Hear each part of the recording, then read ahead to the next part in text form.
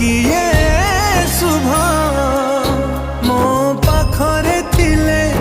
माल मोर हजारे लाभ तो पड़ते अच्छी